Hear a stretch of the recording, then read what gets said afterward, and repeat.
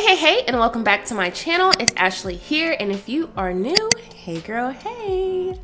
So this video today is sponsored by HelloFresh. I'll be talking about them a little bit later on in this video, but first I just want to go ahead and talk about this lovely piece here. When I spotted it, I knew I had to grab it. I love the detail. The only problem is it was missing a leg in the back, but luckily they had the leg and the screws, so that is not an issue. Also, I love the fact that this piece had very minimal things to fix, so let's go ahead and dive into it. So the first thing you guys know I always do is clean my pieces to make sure that they are nice and clean, because you never know where these things are coming from, what they have, where they've been, and cleaning is essential. So there are a lot of different products that you can use to clean. I sometimes just use soap and water. I'll use crud cutters. You can use grease lightning. It's just so many things that you can use when you are cleaning your piece. Just make sure that you do clean your piece. So when I clean my piece, I just make sure I'm getting in all the nooks and crannies. I'll open the drawers, I'll go inside the drawers. I just make sure everything is nice and clean before I actually start to paint my pieces. So after I finish cleaning the piece out, I'm gonna take this Goo Gone and I'm going to spray it on the top to remove this sticky residue, which honestly, I didn't have to do this because I did sand this, but if you don't sand, you can just use like Goo Gone or something and you can get rid of any adhesive or stickiness that you might have on the top of your pieces. And then after that, you can just take a degreaser or anything like that and clean it right up. Next, I flipped this piece over and I started working on the bottom. So if your piece has legs, you just want to make sure that they're tight. If they're not, all you have to do is tighten them, hopefully. Also, you can't really see, but there was like a spider with her eggs underneath there and I had to get rid of that. So that's another big thing. Make sure you are cleaning up underneath your pieces because there will be bugs under there, especially if you get it from like a garage sale. Even if you get it from a thrift store or anything like that, it could have bugs under there. So if it's a bigger piece, just lie it on its back and clean up underneath, but you do want to get underneath your pieces. So at first I wasn't gonna sand this. I was just going to kind of paint over it after I got the sticky stuff off the top, but then I found that there was some raises and bumps that I needed to smooth out. So that's why I'm sanding this now before I start to paint. Now I'm just gonna start to sand the body. So one thing I like to do is just run my hands along the piece because not all the time you can see the nicks on your piece. So it's really nice to just take your hand and run it down so you can make sure that you are smoothing out your piece. Also, if you need to putty it up, you can just putty a nick or anything like that. And I also just like to use just a sheet of sandpaper so you can get into the crevices and all of that, especially if you have a really detailed piece. It's just easier to sand it that way. After I've done that, I'm just gonna take my leaf blower. You guys know I use this a lot. And I'm just blowing away all of the wood dust that's on my piece. Next, I coated this piece with a clear bonding primer.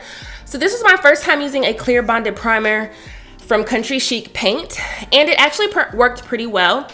So this piece was really like slick to the touch, and actually even if you're looking at it. So most of the time I'll always just go ahead and prime the piece, or I'll just do the scratch test where you'll just take your paint and paint in different areas, let it dry, and then take your finger and scratch to see if the paint removes easily. If it does, you need to prime it and you need to sand it to get it prepped for painting. In this instance, I'm just using the clear bonded primer and it worked perfectly. I let it dry for a full 24 hours before I started to paint. It's also good to use a clear bonded primer if you have plans on maybe distressing, because if you're using like a white or gray, when you distress, depending on how heavy you distress, you'll be able to see that primer as well as the wood, if that makes sense. So it's best to use a clear bond primer if you need to prime your piece, but you still want to distress it as well. So now I'm gonna start painting, and the paint I'm using is Racing Green. That's the color, and it's by Autentico Paints. So I'm just gonna start to paint this on. This color, I absolutely love how it looks. I will have it linked down below. I'll also have that Country Chic primer linked down below as well if you're interested in it. I also want to mention too that I was pregnant during this, but if you guys follow me, you guys know I already had my child, so I'm not pregnant anymore. But I just thought that was funny. I'm like, I'm totally pregnant while doing this, but I'm not pregnant anymore. So before we move on, I just want to talk about my sponsor for today, which is HelloFresh. And I don't know about you guys, but when I am repainting furniture or I'm crafting or anything like that, sometimes the time can just slip away from me and I totally forget that I have to feed my family. And that's when I'm so happy that I have HelloFresh, because HelloFresh already has all their ingredients pre-portioned and there's less prep, and you don't have to worry about going to the store or going on Pinterest real quick trying to figure out what you're gonna cook for dinner, because I don't know about you, but I am bad at meal planning, and when you have HelloFresh, you don't have to worry about that. HelloFresh also keeps everyone in mind, so whether you're watching your calories or you are a vegetarian, there is something that you are bound to find on their site to cook for dinner. The meal I chose for this day was some awesome burgers, and I love the fact that all of their meals take around 30 minutes or less to cook, especially if you're choosing from one of their quick and easy plans. It can take you less than 30 minutes. Every time I'm cooking with HelloFresh, I feel like I am a chef for real, because like I'm cooking and dicing and slicing, and then when you're finished with your meal, it looks like amazing. So that just puts the icing on the cake. I try to make it look as close to the card that they give you as possible. So funny. And I also love that you can skip meals. So if there's a week that you don't need meals, you can just go ahead and skip that week and you don't have to have HelloFresh that week.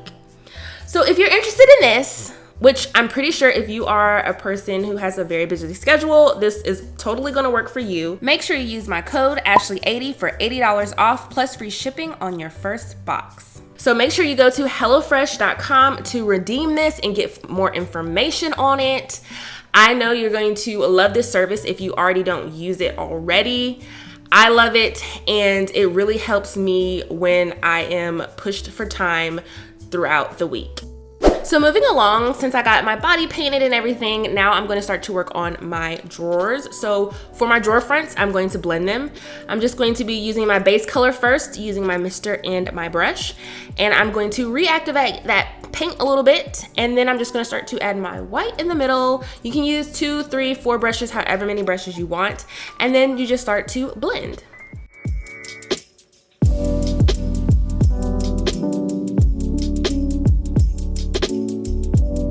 Next, I'm going to start working on the detailing and the trim, and I'm going to start to attenuate those using a lighter shade of the same color that I'm using. So I just added white paint to that to create a lighter look.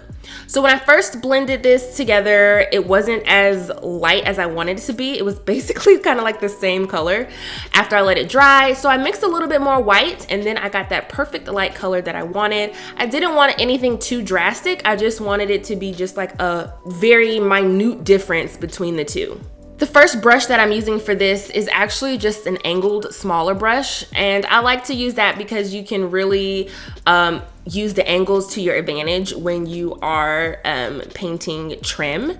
So I'm using that first to paint my bigger trim, and then after I used that brush for like the smaller details and everything, I started to use a rounder brush so you can get on the tops and on the sides better than a piece that has like bigger portions that you don't need a smaller brush for.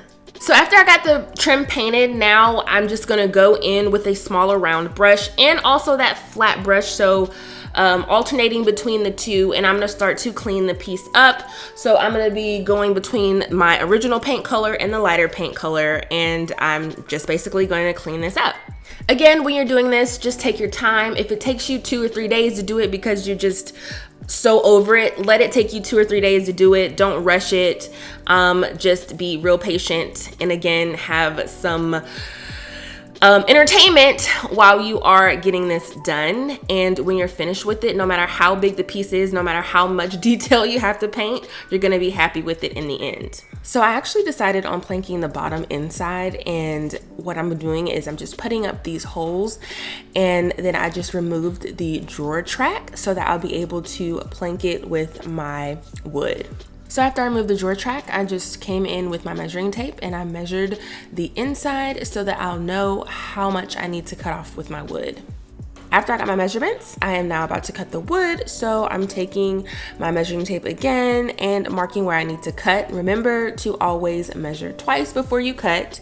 And then I'm gonna take this to my miter saw and I'm gonna cut all the pieces that I need. So the bottom of the drawer actually had some angles on the sides, so I had to cut those out. So first I just cut out one, and then I just used that as a template. So I'm just cutting my other piece of wood, took it to the miter saw and cut it at an angle, which the angle ended up being around 15 degrees. And then I went back to my piece, and in the back I had to cut out that chunk so that it'd be able to fit in there perfectly. So again, after that, I just came in, took my piece, traced my other piece of wood, and then took my jigsaw and cut out the areas that needed to be cut so that all the wood would fit in the bottom correctly. After I cut everything down to the correct sizes and shapes, I am now going to sand. So I am sanding these using a 150 grit. After I was done sanding, it's time for me to stain. So the two stain colors that I am using are golden oak and also sun bleached. So I added golden oak first, and then I added sun bleached on top of that. And I absolutely love this stain combination. It is now one of my favorites. So after the wood was dry, I just added them to the bottom so that I can make sure that I was going in the correct direction with this, and the stain coloring matched perfect with this. Before I attached the wood, I just sanded down the areas that I puttied up and I painted over those so that they will match the body. So after those areas was nice and dry, now I put my wood back into the center, and now I'm just going to attach this little trim piece here that I actually cut out from a 1x2, and I had to cut it down to size. And then now I'm just going to attach that with my wood glue to the front. After I attach that piece, now I'm just going to come in from the back here, and I am going to use my nail gun and nail the wood to my piece. After that was done, I just attached the back to the back again and I screwed it into place. Next, I attached some wood to the back. I attached this wood there so you won't be able to see the actual back of the piece. I just needed two pieces, so I cut them down to the size that they needed, stained them, and added them to the back with my nail gun. The next thing I did was I just attached the hardware to this piece, and I ended up going with these clear knobs, and I'm glad I did because they looked perfect with this. And here we are, finally the reveal of this piece. I absolutely love how this turned out. The body I sealed with wax, and then I just love how the detail pops ever so slightly. It's just a subtle change. Also the hardware, I'm so glad that I stuck with these clear ones. I went in between white and it was just a mess, and I just love these knobs. Also, the top is sealed with a polyacrylic, and I just love the planking that I chose in the inside with that color choice. It just makes this pop even more. If you enjoyed this video, make sure you give it a big thumbs up. Make sure you comment down below to let me know what you think. If you aren't subscribed to my channel, make sure you click on that subscribe button and you hit that notification bell so you'll always be up to date with my latest tutorials, and I'll see you in my next one.